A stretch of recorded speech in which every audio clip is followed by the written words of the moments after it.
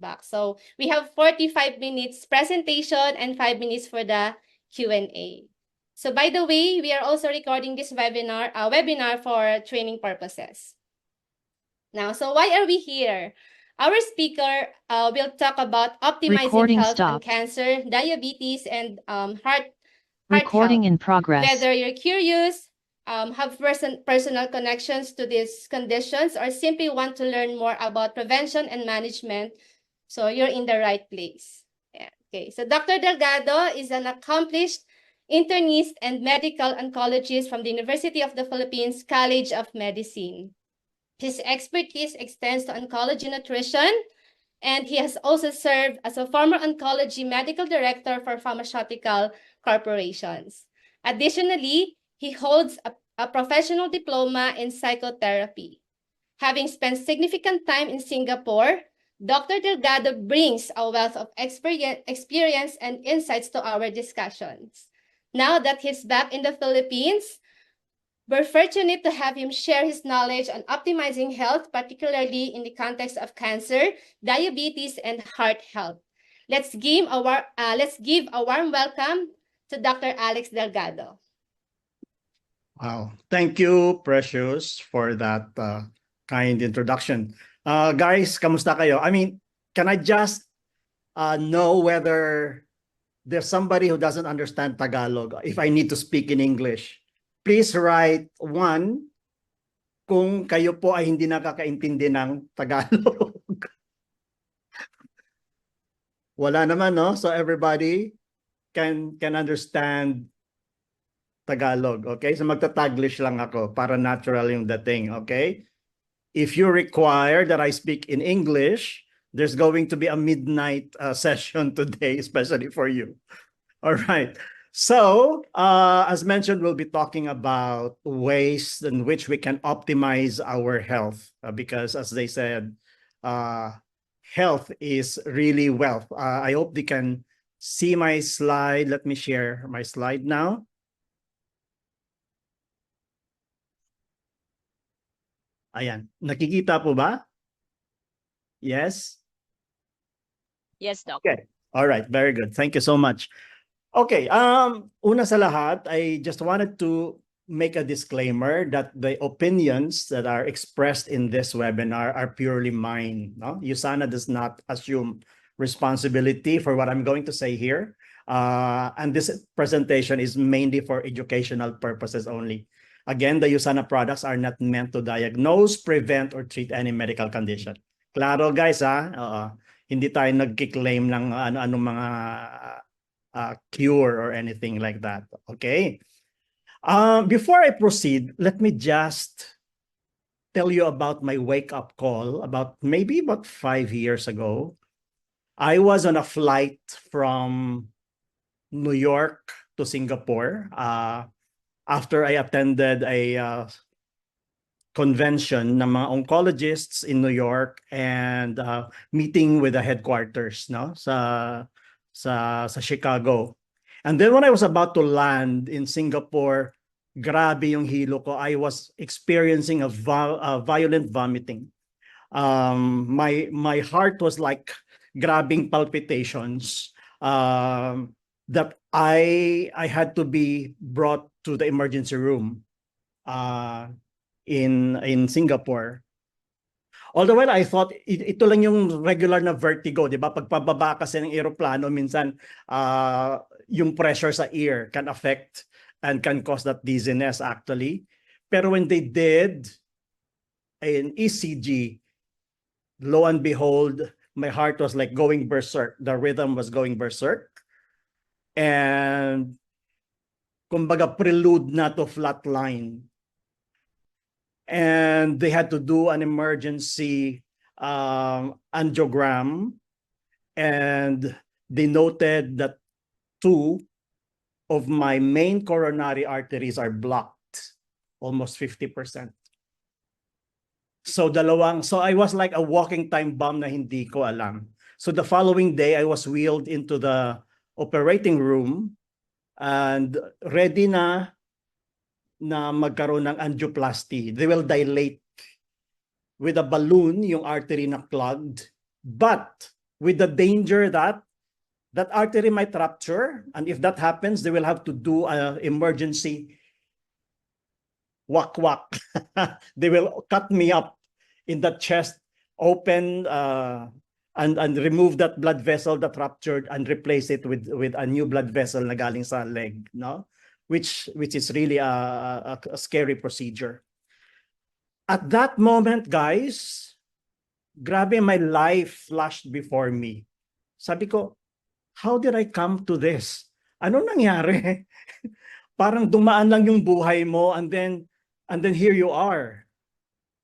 Look, I'm no stranger to death and dying. I am, as an oncologist, I stare death in the face every day. You know, I prepare my patients to the eventuality that they might move on.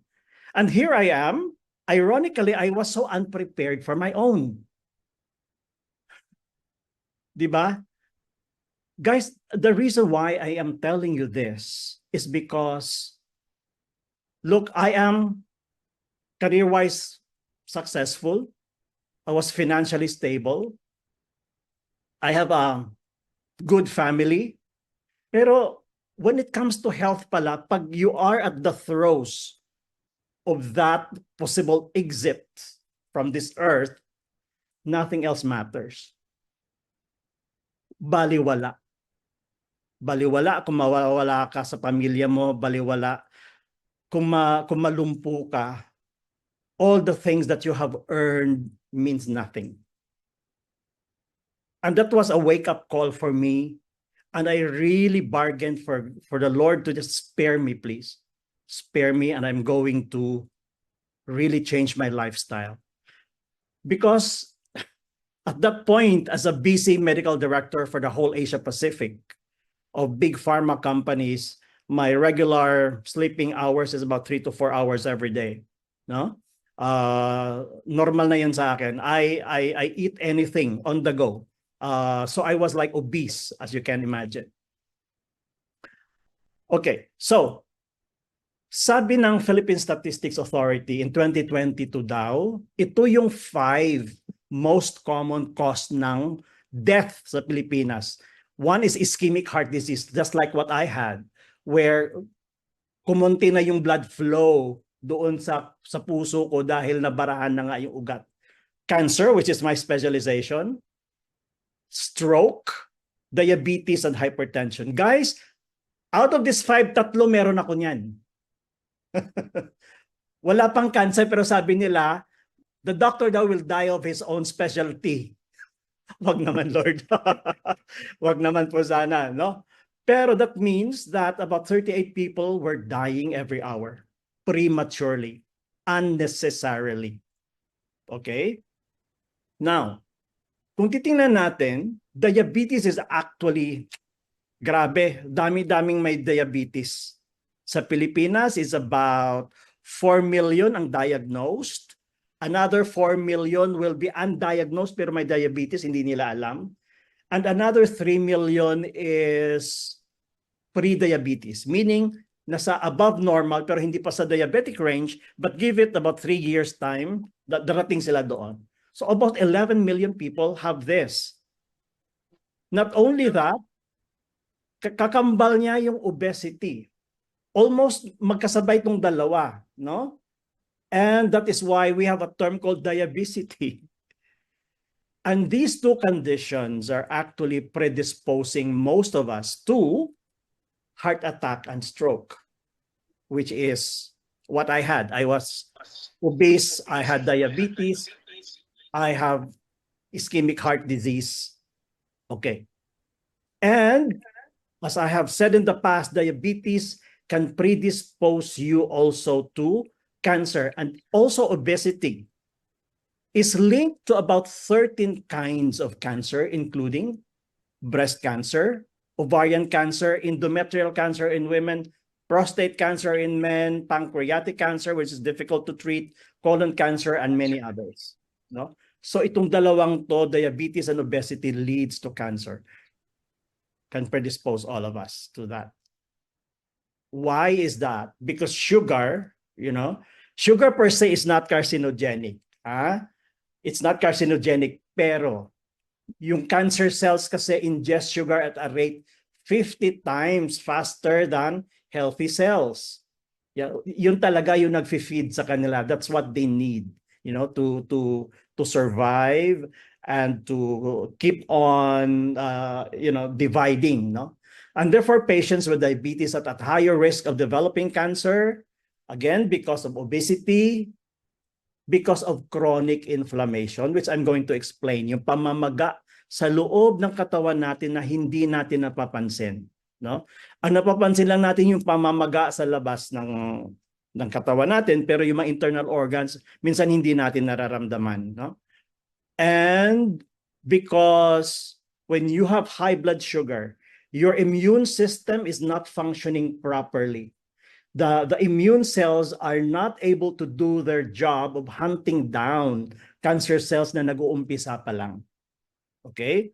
Now, sinasabi din nila na yung mga patients who are obese, kung meron silang cancer, kahit na treatment sila, if they don't lose weight, they are 5 to 60% increased risk na umulit-ulit kahit nagamot na sila.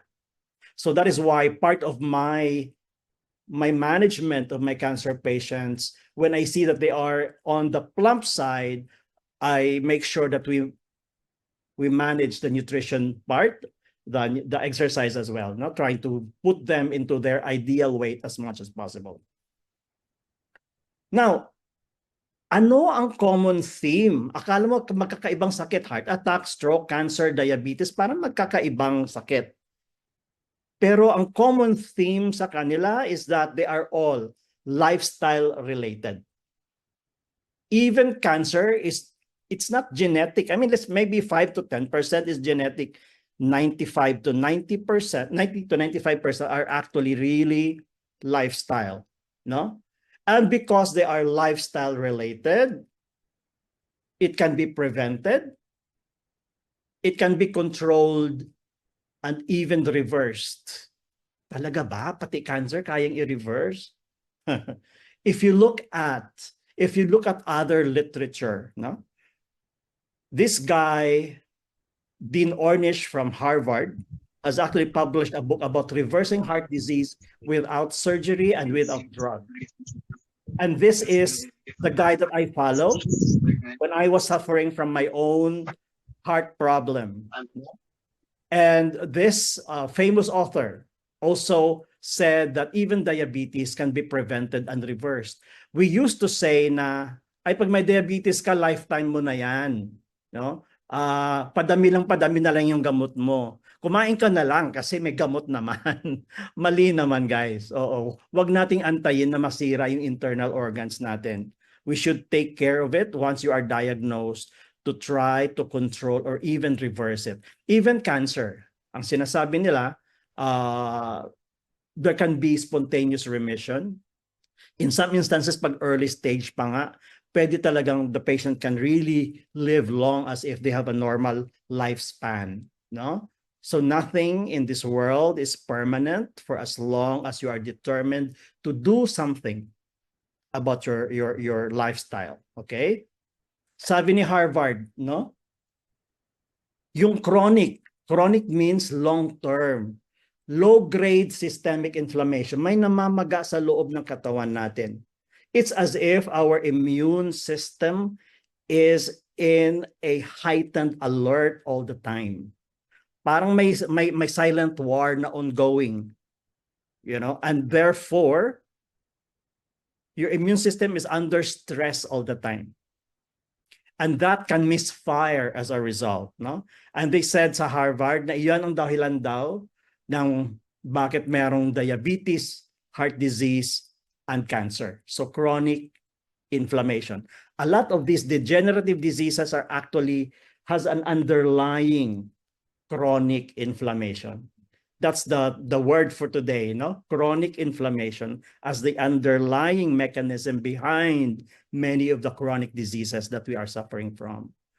In fact, just to show you the relevance dito sa cancer, for example, studies have suggested that 20% of cancers begin as a direct result of inflammation. For example, if you have a normal healthy liver, pero tinamaan ka ng virus, hepatitis B or hepatitis C, or because you were drinking alcohol, nag-i-inflame yung liver mo, that can lead to chronic hepatitis, eventually magsa-scar, no? Scarred na yung liver, and yan will become a milieu for hepatocellular or liver cancer to develop. Another example would be inflammatory bowel disease, yung mga colorectal cancer. This is how your normal colon would look like pag sinisilip ng gastro yan, ano? Yung colon ninyo, yan itsura niya, smooth. Pero pag meron mga ulcerative colitis, parang may singaw-singaw na marami doon sa colon mo. Again, matagalang inflammation yan. Eventually nagde-develop into a mass called a colon cancer. In the same manner sa women, girls, you should have your pap smear done. I don't know if you should be doing that kasi once every 3 years lang man lang, no? Oo. This is how your normal cervix as your gynecologist would see it. Pero once you get infected by, say, human papilloma virus, and then sabayan mo pa ng smoking because the carcinogen concentrates doon sa fluid ng cervix, eventually nagde-develop yung chronic inflammation into growth which could be cancerous, like the picture on the right side. Guys, these are very easy to detect, no? Kung kayo lamang ay magpapatingin sa gyne-onco, no? The earlier that you detect it, the higher the chance na gumaling tayo. Kasi ang dami ko ngayon mga pasyente, 30, 32 years old, cervical cancer, hala, ano na sa stage 3, stage 4 na. Parang sa akin hindi katanggap-tanggap, no? Kasi very accessible naman siya actually. All right. Now, even chronic kidney disease, yung mga nagre-renal failure at nagdadialysis, most of them can start initially as inflammation ng kidney because maybe some bacteria like streptococcus sa mga bata, no? Nagkaroon ng inflammation doon and then eventually na-damage yung kidney. Or because the kidney has been constantly bombarded by so much sugar because you have diabetes, etc. Eventually nagsascar din yung kidney. Again, it started with inflammation. So word of the day is inflammation as the underlying cause. Yeah. In fact, 1 in 3 adults with diabetes has chronic kidney disease eventually. Yeah. Now, we are familiar with the process of oxidation, no? Yung prutas pag na-expose sa hangin, sa oxygen, nabubulok, nagkaka-discolor ng ganyan, it's because of the process of oxidation, especially pag exposed sa mga free radicals. Walang sinasanto yan kay malambot, kay matigas, like this iron here can undergo oxidation, masisira siya just like your pipes. They can get damaged, no? Na kinakalawang din yung mga arteries natin because of the oxidative damage. Okay? And again, may role din dyan yung inflammation in propagating the formation of these plaques inside the arteries, which eventually will cause a clog, which what I had, no? If you look at the 4th picture there, that's how my arteries looked, almost 50% actually blocked, no? So, yeah, sabi ng cardio ko, you're a walking time bomb, konti na lang. Okay. Now, ano yung nagkukos ng inflammation na yon? Sinabi ko na kanina is infections, no? COVID, the classic one, no? Maga lahat, but maaring humupa, but we also are aware na magkaroon ng long COVID where minsan yung heart muscle natin ay maga, myocarditis. Other things are really lifestyle, processed food. Ano yung mga processed food? Example, yung mga donuts, French fries, what else? Burger, sausage, lahat na masasarap, di ba? Again, high blood sugar can cause chronic inflammation inside the body. Also obesity, as I've mentioned. Ayan, smoking and alcohol also cause inflammation. And of course, when you get exposed to all those fumes in the environment, yeah, or sa mga iniinom natin, stress itself can cause inflammation, even lack of sleep. I think most of us are guilty of this. Ako hindi ako natulog in preparing for this lecture. So I'm sure I'm so inflamed right now. Guys, 6 hours is not enough. Sleep of 6 hours is not enough. The right amount of sleep is really 7 to 8 hours. What they have found out is if you sleep for just 6 hours, in 10 days time, your body will feel as if 24 hours kang hindi nakatulog. By just consistently doing, kung buong taon mo yung ginagawa.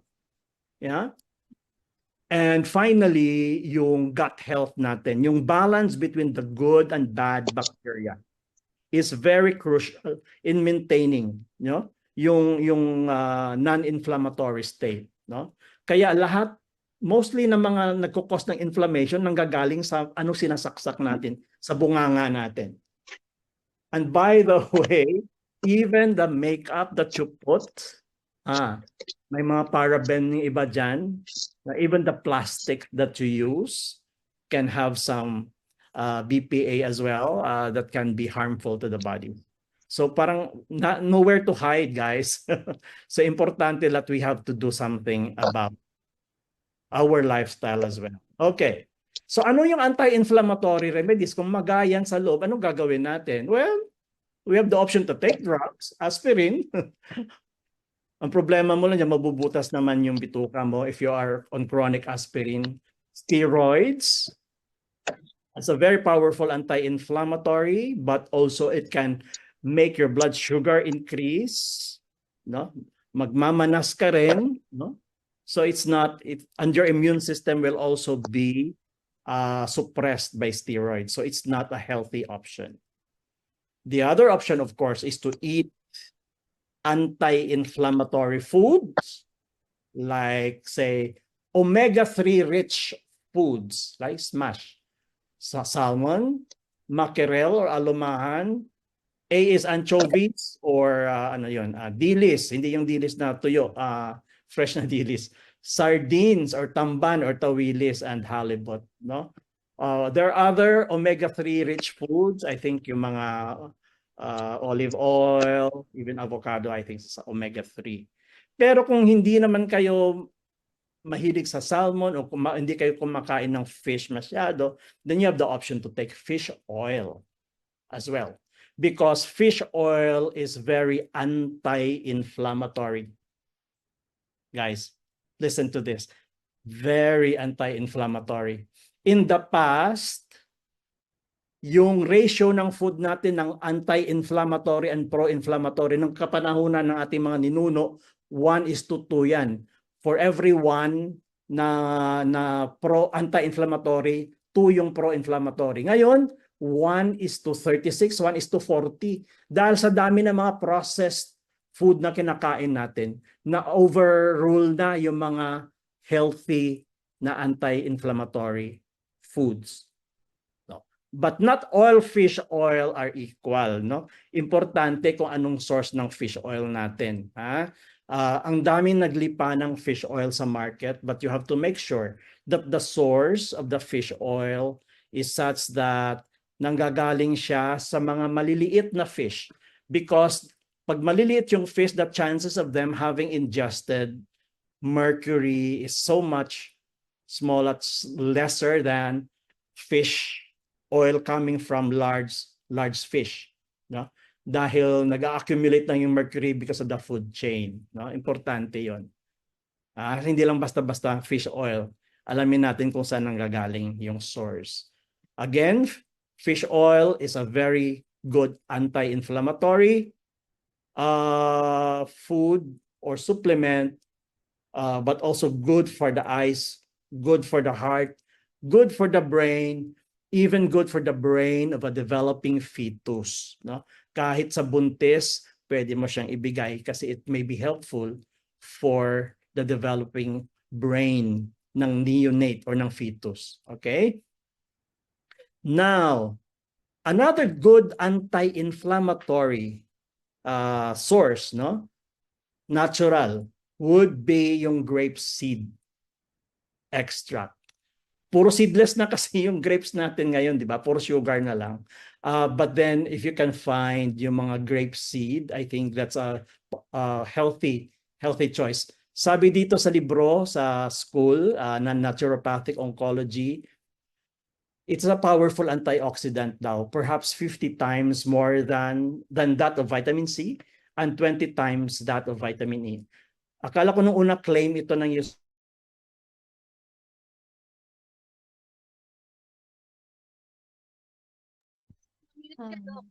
Okay, nawala ba ako?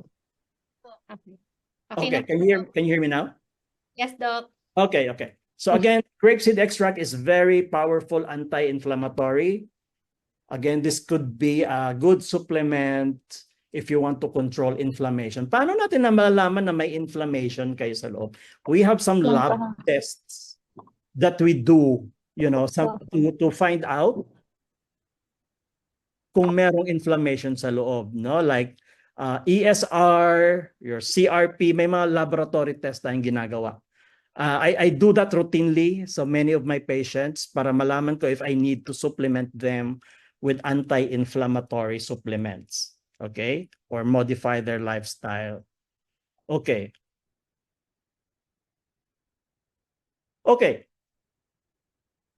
Ang sabi ng American Institute for Cancer Research, if we just do 3 things, no?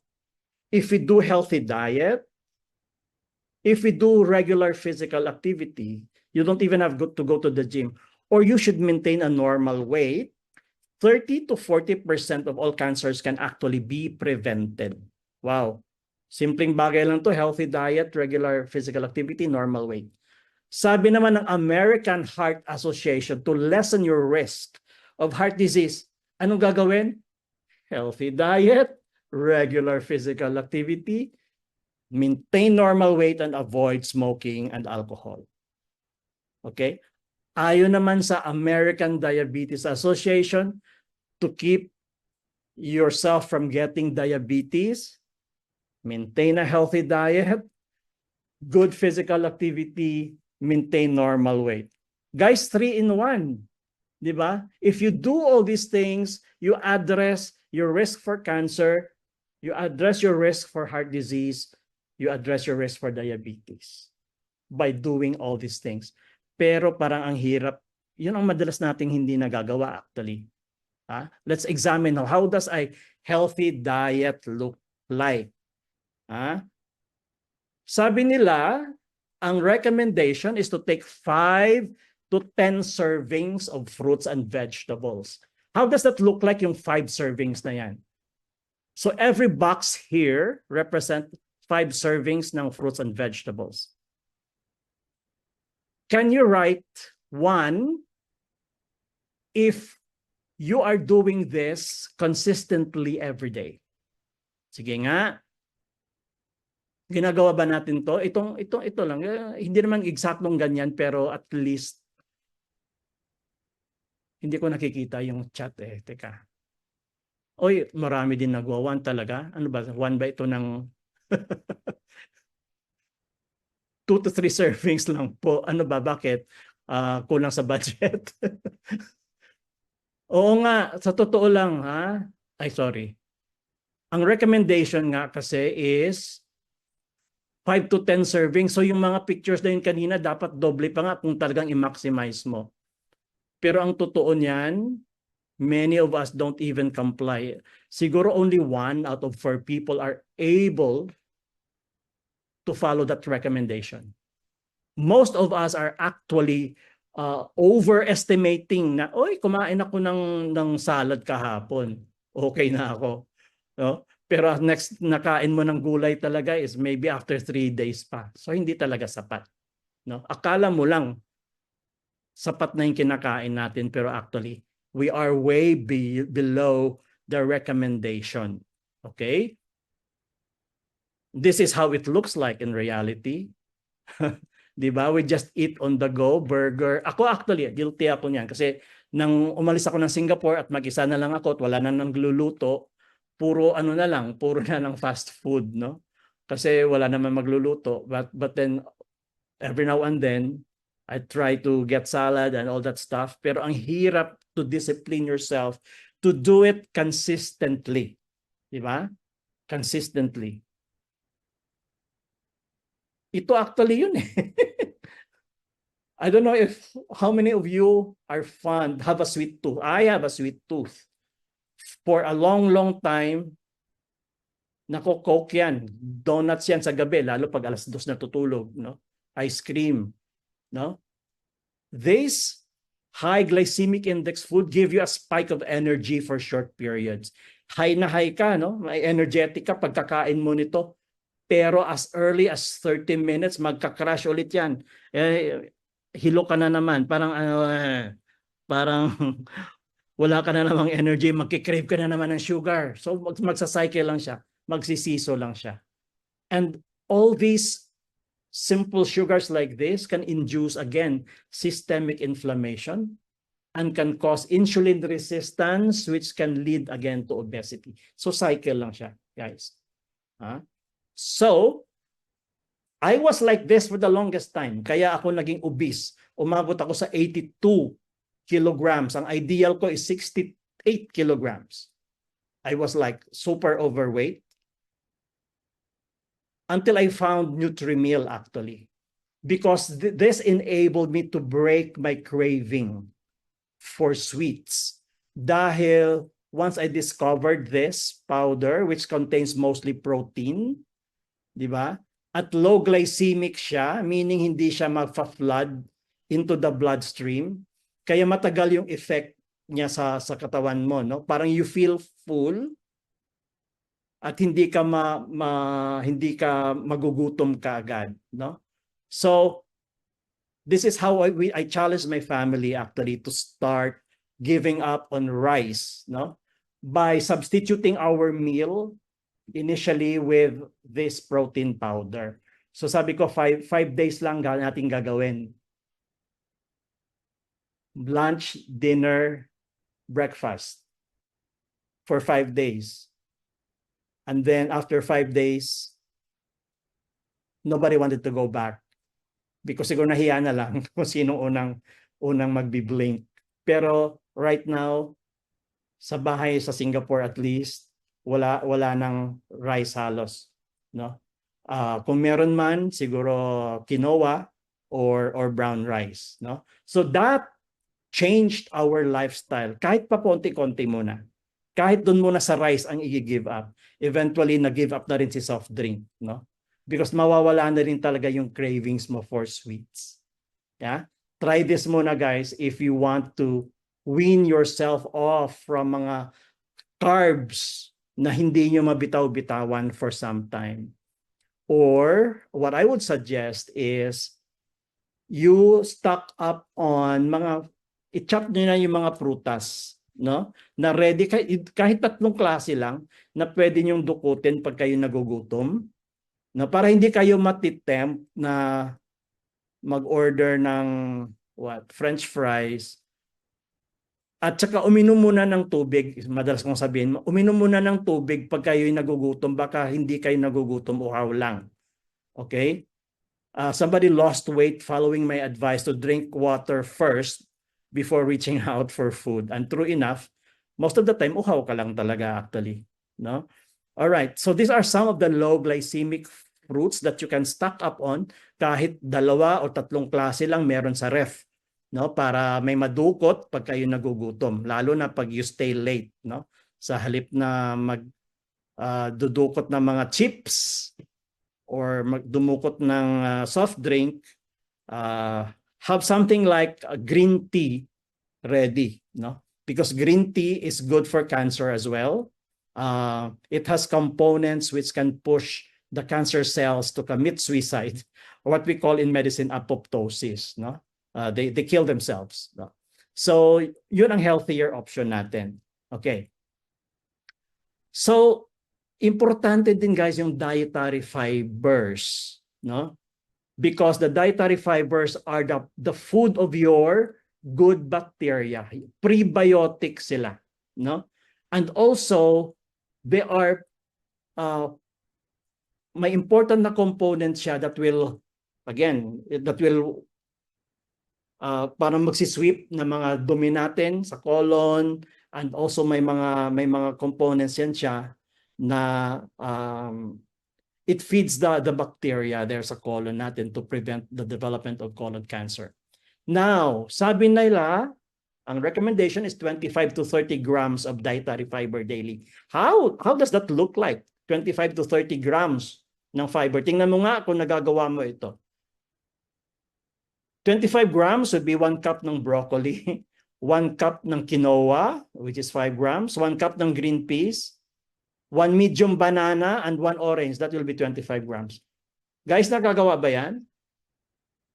Hindi, no? Hindi. 1 cup ng green peas pa lang, parang masuya ka na eh. Oo. So actually, in reality, most of us don't really meet the requirement. 16 grams daily lang ang nakakain natin. That's why I personally take also Fiber G. It's a powder also form na tinitimpla din, no, kasama doon sa Nutrimil. And I use that. Ang galing ng pag-regulate ng bowel movement, no?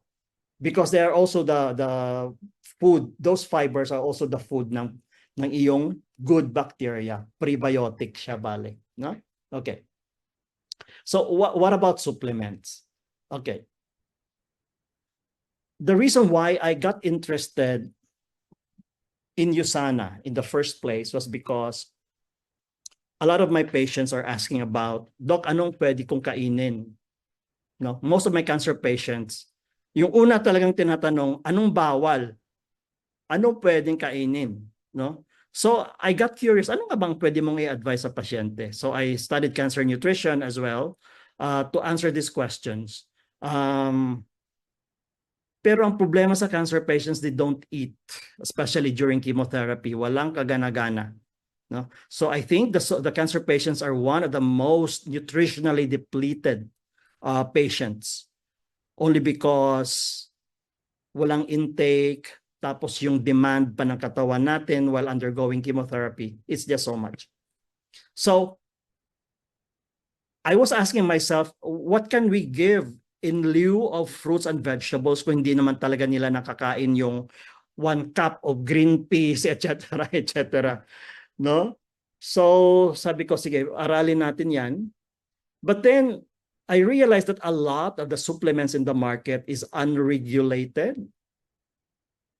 And they have found that 44% of the products don't really contain the amount of substance that it claims to have, or sometimes sobra-sobra din, no?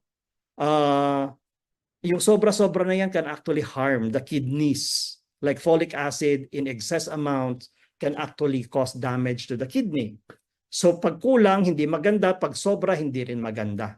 So because of the low quality control of many of the supplements that are flooding the market, yung iba pa dyan meron pang mga contaminants, no? Heavy metal contaminants.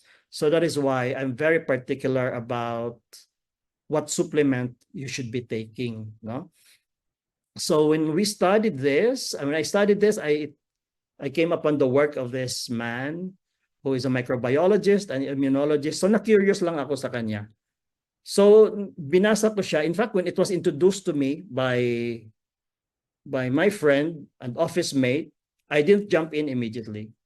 I studied the product. I studied the company for about 4 months before I finally said yes. But even then, I didn't start recommending the product. I had to test it on myself muna. Talaga bang gumagana ba to? No? I was captivated by his vision as well of a world free from pain and suffering. Oh, wish ko lang ma-realize yan, no? And so I came to know USANA because of my search for a solution for my patients who are not eating and who are nutritionally depleted. And I know that the science behind it is solid. I came from pharma. I'm medical director ng pharma companies, big pharma, and I'm not mentioning the names. And because they are drugs, they are really going through strict quality control. But even supplements by USANA are almost controlled like they are pharmaceutical products. And because they are US FDA inspected, and I said earlier, yung source of material is very important. Kaya yung fish oil natin, importante saan nanggaling na fish yan, no? Okay. So na-curious lang ako. At isa pa ang naka-draw ng attention ko, yung antioxidants na nakalista sa ibaba. On the middle here of the panel. All of these are extracts from plants. And these are the substances which the school where I attended cancer nutrition said are helpful for cancer patients. As part of our assignment, we were to write a paper for each of these compounds, no? Para malaman mo talaga yung evidence that they are really helpful for cancer patients. So that actually drew my attention. Sabi ko, lahat ng tinuturo pala ng sa school ay nandito sa dalawang boteng ito, no? So that caught my attention. I tried it on myself. Plus of course, sinasabi nila na #1 supplement daw siya sa Pilipinas, no? And being used by many Olympians in the US as well. That was added attraction and bonus. And so I tried it on myself. Ang aking basic regimen was to take Cell Essentials, which are, again, itong laman yan, a lot of vitamins, minerals, and antioxidants. Pero ang claim to fame niya is the patent na Intelligence technology, meaning yung proportion ng mga compounds niya are well studied, and also because of the technology, they are able to penetrate into the cells where they are needed, no? Kung saan sila kailangan. In simple terms, yun na lang ang masabi ko. So itong sinubukan ko muna, Cell Essentials, I took Proflavanol because of anti-inflammatory. I took Biomega because of my heart condition. And because I was trying to lose weight, I took in Nutrimil as well. And there is another compound called Metabolism, which will, green tea extract siya, which will speed up also yung metabolism, no? So yung craving ko for carbs na wala na when I started Nutrimil. So ito lang regimen ko. Just to test kung whether this will work. Really. So this was me, 20 kilograms heavier. Kamukha kapatid lang ni Alice Go, no? Mukhang in-check. And this was me as a sleep-deprived, stressed out medical director for Asia Pacific of Big Pharma. And after taking in like 2 Red Bulls every day and 10 cups of coffee, this became me. Now, guys, fast forward to 2024. This now is my latest picture. That's March. Walang retoke yan, guys. Walang retoke yan. Ano lang yan? Cell Essentials lang yan and Celaviv. I do feel really that these supplements are working inside the body to replenish and to nourish the cells. And this is how my legs look like when my blood sugar was not controlled. On the left, grabe, ang dami kong peklat at dami kong sugat-sugat sa paa. This was, despite the fact that I was on insulin, I was on 4 anti-diabetic drugs. Tapos ang dami ng pinapahid ng derma dyan, wala naman nangyari, no? And then I took all this regimen that I mentioned earlier, and I noticed, nagbabago yung skin. Actually, the reason ko naman bakit ko tinake yon is because I wanted to wean myself from the Red Bull and the coffee. So sabi ko, because ang claim nila, it will boost your energy. Okay, I might be able to remove my Red Bull. Pero napapansin ko yung skin ko actually was improving. And then finally, 3 months later, really it was a good improvement from the previous one. So sabi ko, totoo nga pala talagang nagno-nourish siya ng cells underneath para mapalitan na, di ba? So I think that started my deep belief in the product. And one anak ito ng ating kasamahan din sa USANA. He's a doctor, a non-believer of supplements, very skeptical. Nagkaroon ng contact dermatitis during the time of COVID na naka-PPE balot na balot. Ayaw to mag-take ng supplements, but then tinamaan ng COVID, wala siyang choice kundi to take it. Napilit ng ina, and lo and behold, the face actually cleared eventually. Despite the fact na nung una may brownish coloration pa rin yan despite the laser na ginagawa ng derma. Okay? Again, this is one story which really stuck to my head as well. So the other thing, guys, that I really like about this is the weight management program. And again, because as an oncologist, my desire is for my patients to attain their ideal weight as much as possible to prevent relapse of their disease. No? So I give them like prebiotic, yung Fiber G. I give them Nutrimil as well. I give them probiotics because after the chemo wipe out lahat ng good bacteria, we have to replenish the good bacteria with probiotics. The probiotics could be from your whatever, your food, no? Could be from kimchi, could be from yogurt. But kung tamad kang maghanap noon, then meron din tayong commercial probiotics available here. We need to replace your electrolytes. So we have also some electrolytes na binibigay. And part of that also yung metabolism, no? Para mapabilis yung metabolism if you're trying to lose weight. And I have here some cases of success from our colleagues.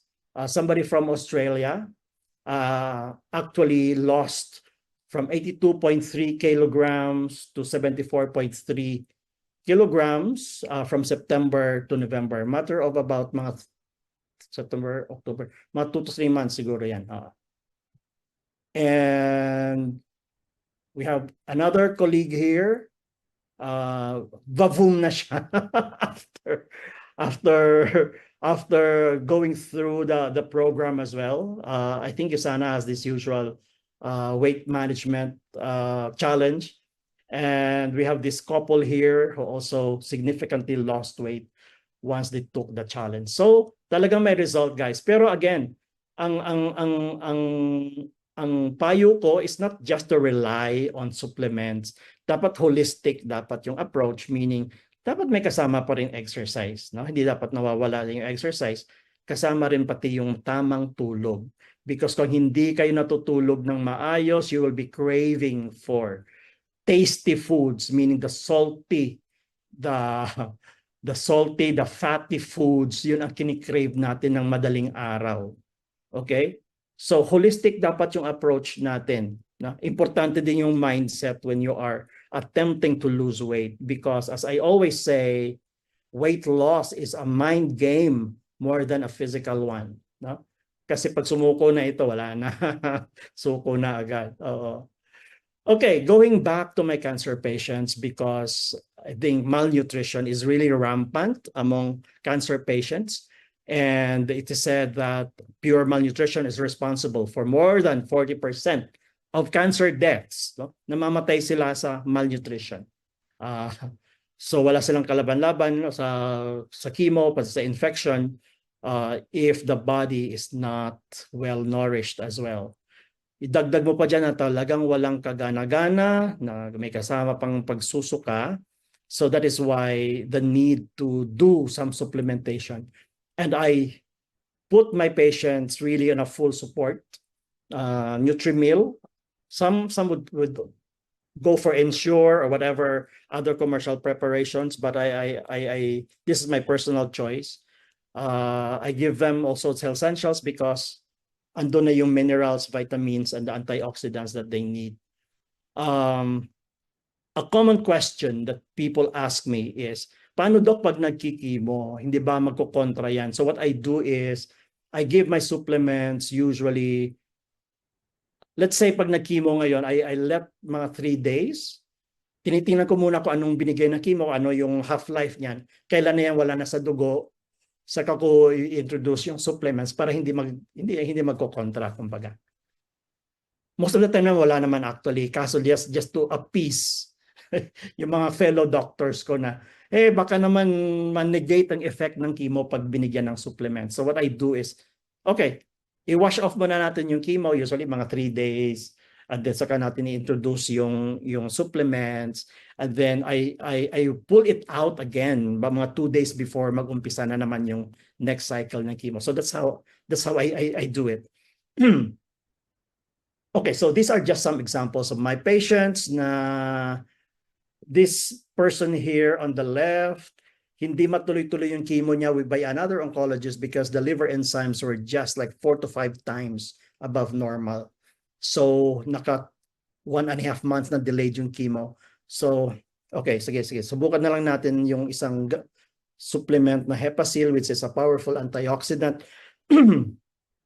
And true enough, within 1 month, the liver enzymes went back to normal, and we were able to resume the chemotherapy.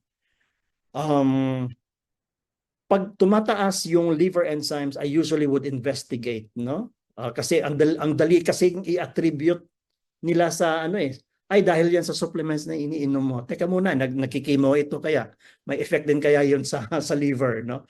O baka naman hepatitis na yan, no? We have to investigate before you just blame it on supplements. The second patient here on the right is a colon cancer patient na went through operation for about 12 hours. Grabing trauma sa loob ng bituka, and then she was draining fluid of about 1 to 2 liters every day for the last 5 months. The surgeon didn't know what to do anymore. Sabi ko, I think there's something inflamed inside the intestine, but we cannot give steroids because may fever,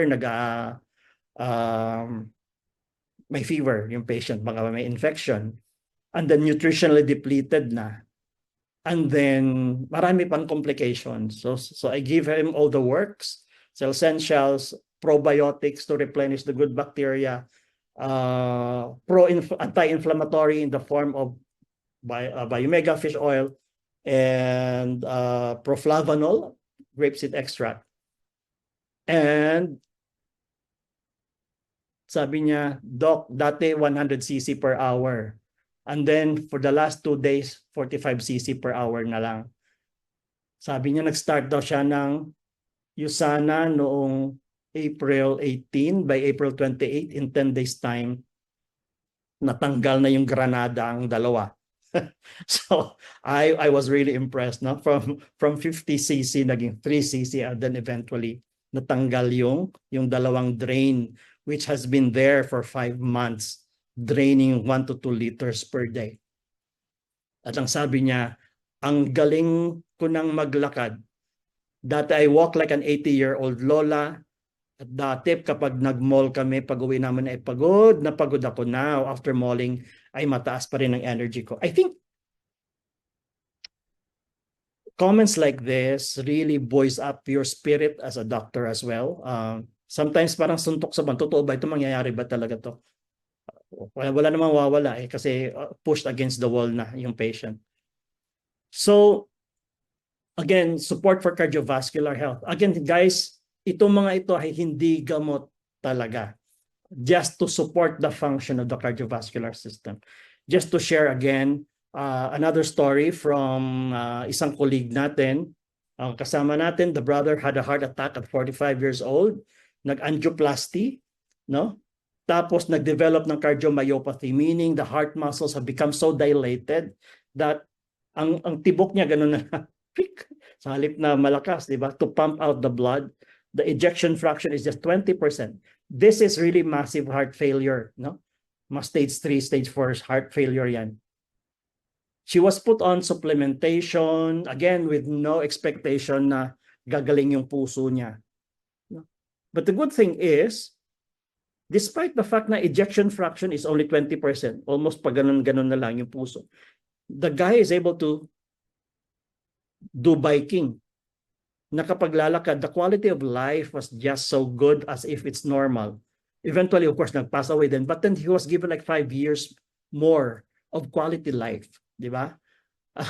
Hindi gumaling yung puso niya, but the fact that he's able to function and live as close to normal a life as possible, I think, it's for me, it's worth the try anyway. And I will end here with this reminder from my most loved mentor, Dr. Rob Rances, who is a coach to many of the Fortune 500 CEO, Harvard trained, and a peak performance neuroscientist. Sabi niya, just like my message earlier, you cannot be successful if you're just successful in one aspect. Financial man yan, successful, pero yung health mo nagsasuffer. It's not holistic success. Successful ka man sa career mo if you leave your family behind. Hindi yan holistic success, guys. But before you can have holistic success, sabi ni Rob, you should be performing at your peak. But you can only perform at your peak if you have health and well-being. No? Yun ang pinaka-bottom line. Without health and well-being, you cannot be at your best and you cannot achieve holistic success. And for me, it's not about managing time nga, sabi. You have to manage your energy. You should be physically energized through exercise, through supplementation. You should be emotionally connected to the people around you because that will help you sustain your enthusiasm for life. Being able to mentally focus. Pag nagka-crash yung blood sugar natin, hindi ka makafocus, guys. No? You're cloudy yung iyong pag-iisip. And of course, your sense of purpose by being spiritually aligned. I don't know where you are right now in your health journey. Maybe if you've been like running like me, moving around, not even bothering to assess, sana ba ako until one day na lang nakita mo na lang nasa emergency room ka na.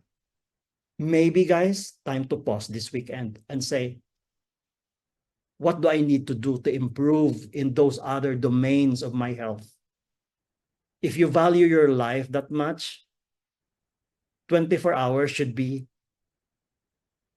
what you should devote to reassess things. Saan na ako? Because it's so easy to just let time pass us by. No?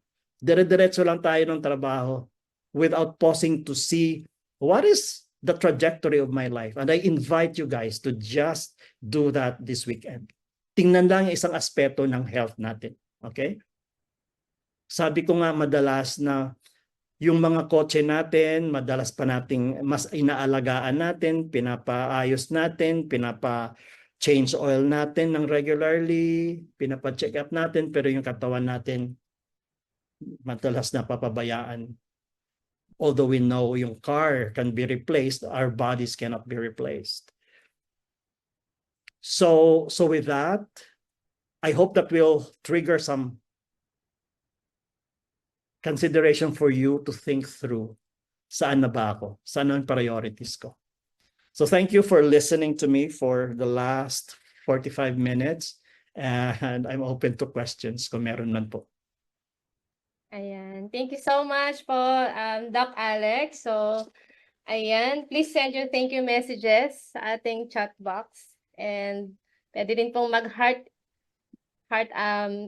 emoticon din sa ating Ayan. Thank you so much, Doc Alex, for a very informative talk.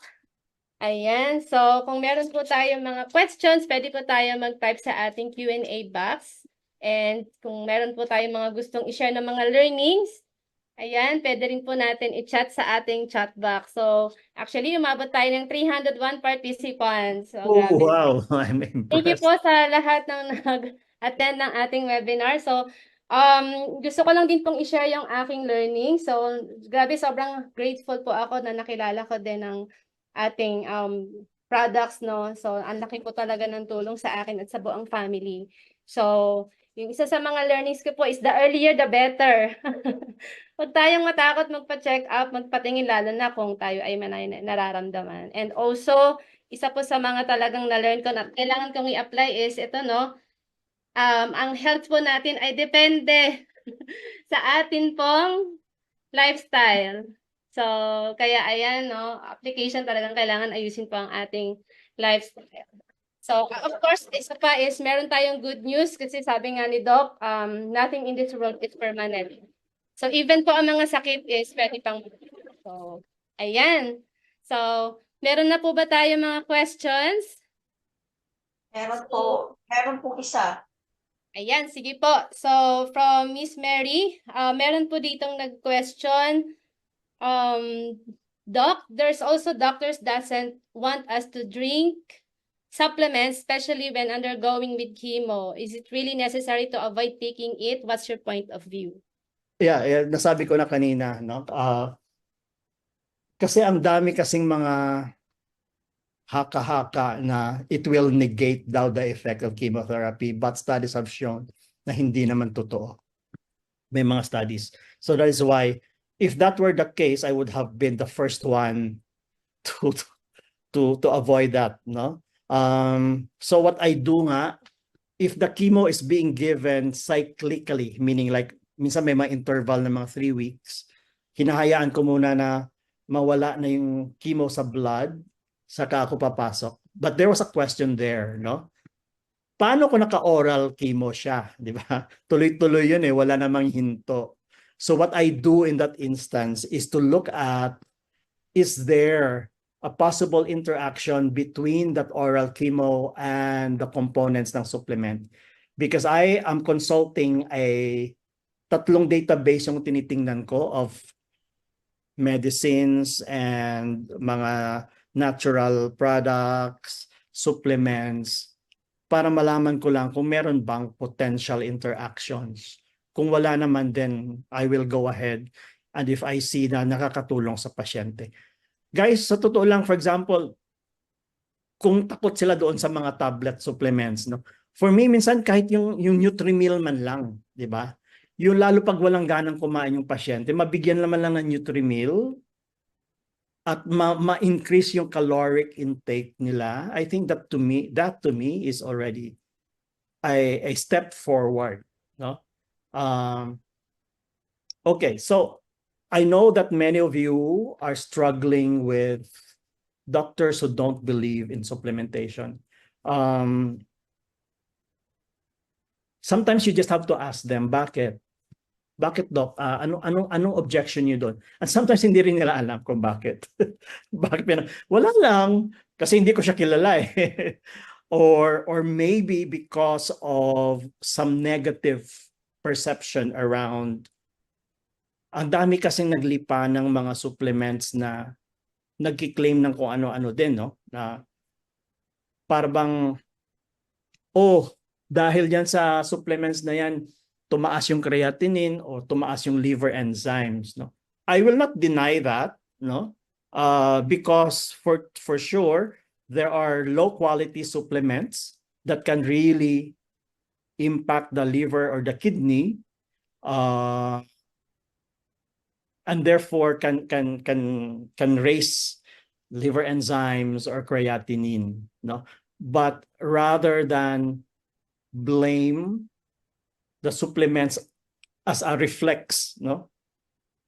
As a good clinician, I think I should investigate pa. May iba pa bang dahilan kaya ito? Kung na-rule out ko na lahat, then maybe that is the right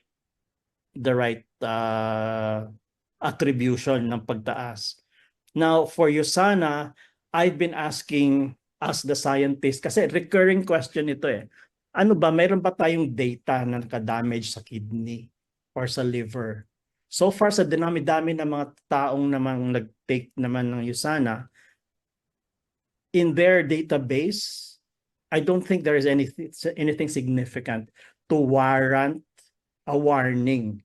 As a responsible company, pag may nakitang signals, sila na mismo ang gagawa ng paraan to correct that, no, or to change that.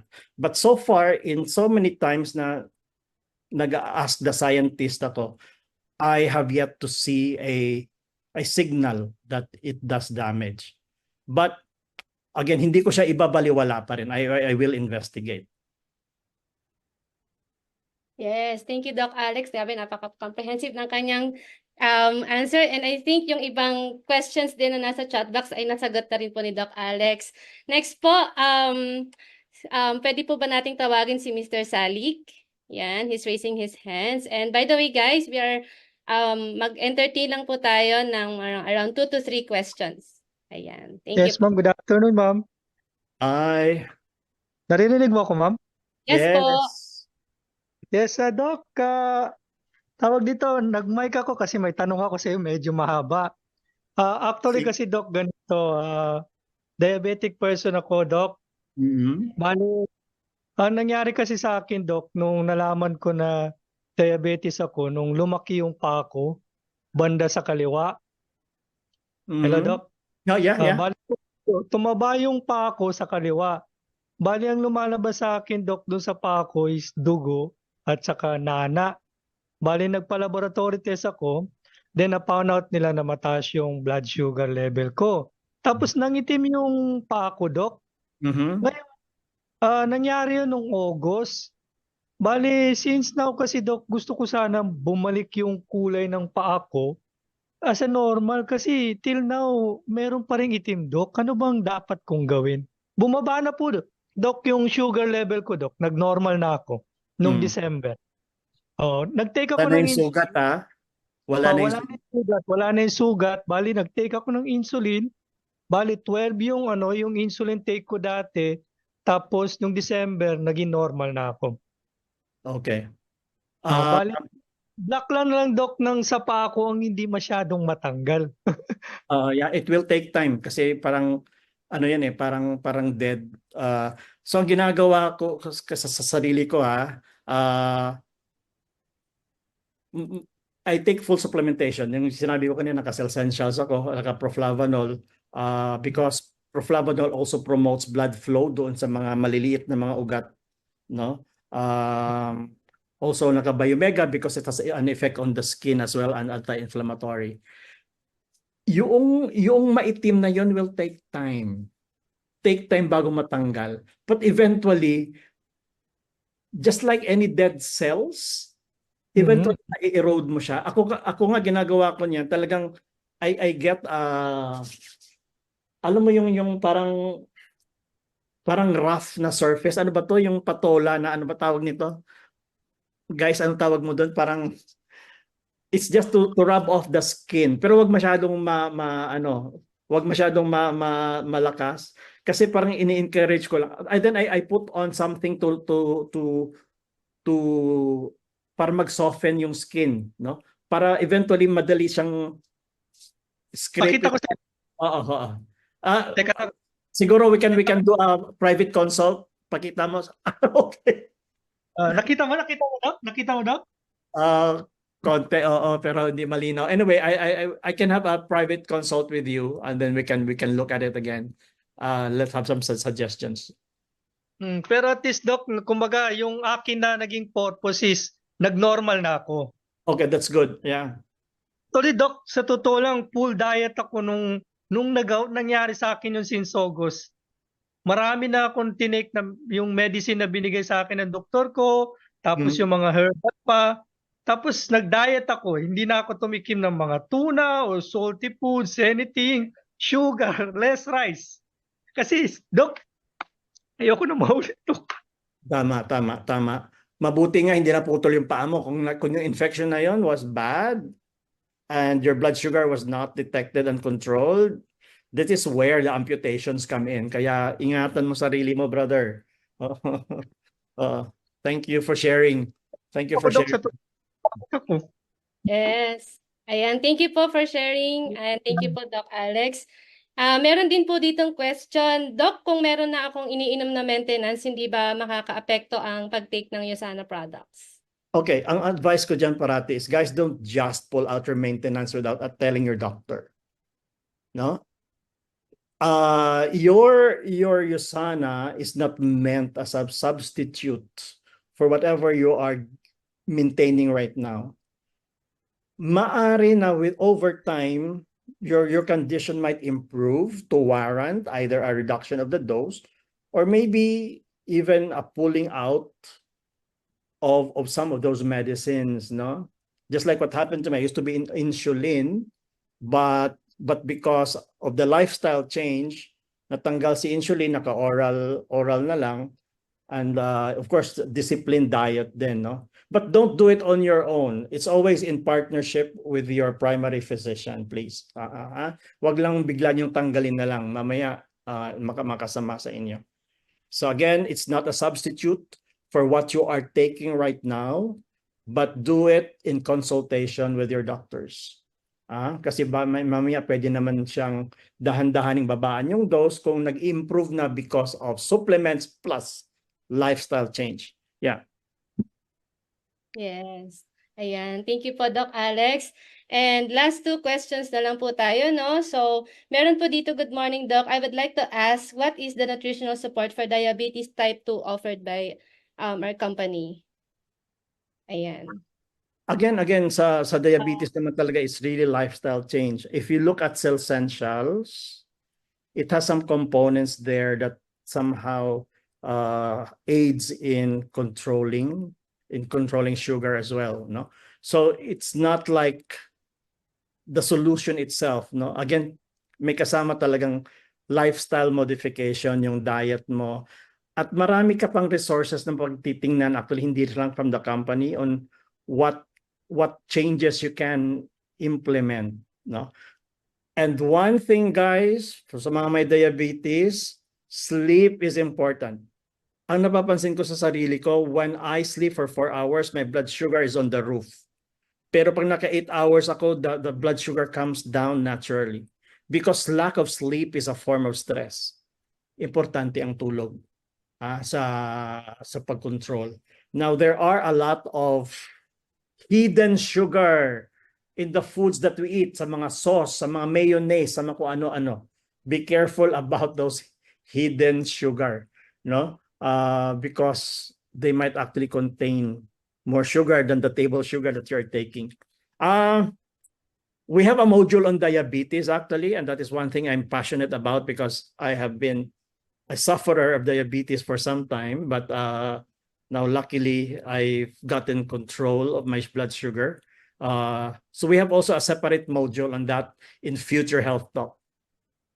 Yes, thank you so much, Doc Alex. And meron ditong nag-ask, kakainin na lang daw yung nutrients needed kasi ayaw niya mag-supplements. I think nabanggit na rin, no, ni Doc Alex, or kung gusto niyo pong mag-add, Doc, kasi parang ayaw mag-take ng supplements kasi meron naman daw food na pwedeng kainin. Okay. Yeah, by right, food should be our default source of nutrients. Let me be clear about that. By right, food should be our default source of nutrient. But the question is, are we really consistently eating the right amount of food? Based on studies nga, only 1 out of 4 people really comply with the right eating pattern to meet our needs, no? Okay lang po yun. Kung disciplined naman kayo, sure, why not? So, supplement can just be. Kaya nga siya supplement lang eh. Hindi siya ang main. Yes, ayan po, I believe napakarami pa pong nating mga tanong, pero very limited lang po talaga ang time natin kasi si Doc, nako, napakarami po siyang pasyente pang tutulungan. Pero maraming salamat po, no, sa pag-attend ng ating webinar, and I hope makapag-attend po kayo sa mga future webinars natin. So, thank you so much, Doc Alex, for your time. Okay, thank you guys, and Thank you have so a much good weekend, po. everybody. Yes. At Doc, pwede niyo po bang ma-mention lang yung yung clinic niyo raw po and Okay, contact? my clinic is at Manila Med, which is corner ng Taft. And i-type ko na lang kaya ang aking number. Yes, Doc. 0918. Nakikita niyo ba lahat o direct message lang to? Teka, kay Deo nakalagay. I-chat mo na nga dyan, 0918 Okay, 0918 964 964 1005. 1005. Oh, guys, wag naman alas 12 ng gabi magtanong ha. Ayan. Yeah. All right. Sige, sige. Thank you so much for listening. Thank you. Bye. Thank you, Doc. Thank you so much. Recording stopped. Okay, can the team just stay online? Vicky, Precious, and Ching.